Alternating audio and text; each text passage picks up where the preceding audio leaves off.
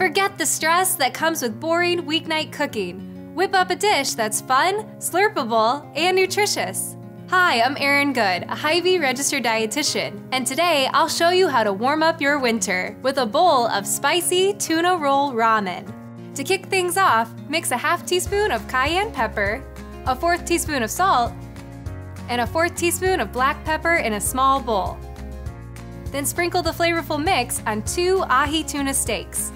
Drop a tablespoon of Gustare Vita olive oil into a skillet over medium-high heat, and sear the fish for 3 minutes on each side before setting aside for later.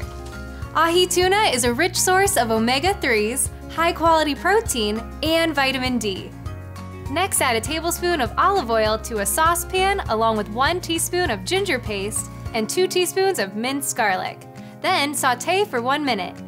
Once you're done sautéing, pour in a container of Culinary Tours ramen broth and bring the liquid to a boil before adding 2 packages of ramen noodles and cooking for 3 minutes.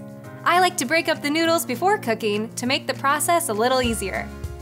Once your noodles are done, pull the pan from your stovetop and fill 4 serving bowls with the steaming contents and a couple slices of tuna.